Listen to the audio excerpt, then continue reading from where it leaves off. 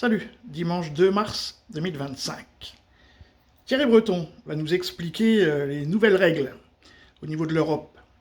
Et donc, anciennement commissaire européen, nouvellement, il faut quand même le rappeler, il est, comment ça s'appelle, un Bank of America, consultant Bank of America.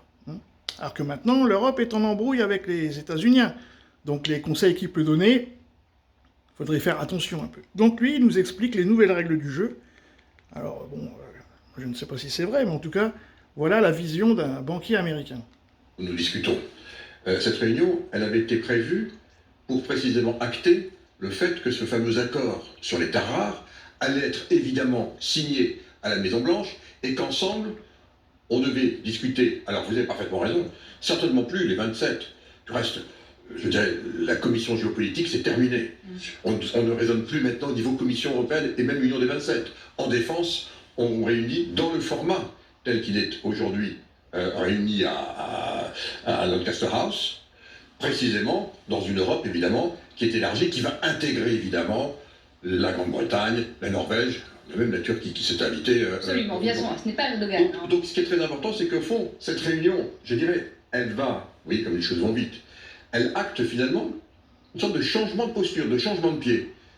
On devait discuter ensemble quelles allaient être les conditions de sécurité qu'on aurait pu mettre après cette première ébauche d'accord entre Volodymyr Zelensky, les États-Unis, et donc quelque part une discussion qui pouvait s'ouvrir avec les Russes. Et maintenant, qu'est-ce qu'on fait? Comme ça, il n'y a pas d'accord. On se réunit pour discuter de quoi? De ce qu'on aurait dû faire depuis le début, c'est-à-dire qu'est-ce que c'est qu'un plan de paix pour que, le premier contributeur, excusez du peu, c'est quand même pas les États-Unis, c'est quand même nous qui sommes concernés à deux titres. Ça se passe sur notre continent, et c'est nous qui avons le plus payé. Donc ça me semble légitime qu'on participe à la discussion de l'architecture d'un cessez-le-feu à tout le moins, et non pas de l'intermédiaire, au nom de quoi, aux États-Unis d'Amérique et à Vladimir Poutine. Eh bien, quelque part, la roue s'est remise dans le bon sens. Bon. Donc, maintenant on voudrait faire la paix, ça fait 3 ans qu'on fait la guerre. Les mêmes journalistes qui nous ont expliqué pendant, les mêmes politiques, mêmes journalistes qui nous expliquent depuis 3 ans que l'Ukraine gagne la guerre, les mêmes vont nous expliquer pourquoi maintenant il va falloir qu'on se sacrifie pour une Ukraine qui est perdue. Parce qu'il suffirait quand même de se dire, bon, effectivement, voilà, c'est perdu, on s'assoit et on discute.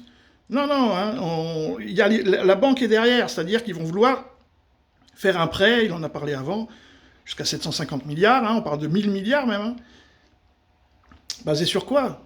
On n'a pas de production en Europe, on n'a pas de mine d'or, on n'a pas de mine d'argent. Il y a de grandes chances que ce soit basé sur l'économie des Européens. On serait le propre garant de notre propre emprunt. En sachant qu'il n'y a aucune chance que les oblasts conquis par la Russie ne reviennent à l'Ukraine. Jamais, ça n'arrivera pas. En même temps, l'oncle Sam, qui lui veut une paix rapide, alors que là l'Europe propose quand même de se dire, bon, comment on va faire, c'est que les sanctions vont venir aussi des États-Unis. 20%, 25%, 30% de taxes sur l'importation, on vous coupe ci, on vous coupe ça, parce que Trump nous l'a dit, s'ils veulent se battre, nous allons les laisser se battre. Mais nous n'allons pas intervenir. Donc l'Europe, si tout d'un coup, les États-Unis commencent à augmenter les taxes sur le gaz et tout, encore une fois, si on ne sait pas se calmer et s'asseoir à la table, alors ça sera le quart-monde. Hein. Ici, ça sera le quart-monde, c'est-à-dire tout notre argent ira dans un puissant fonds qui s'appellera l'Ukraine. Salut les amis!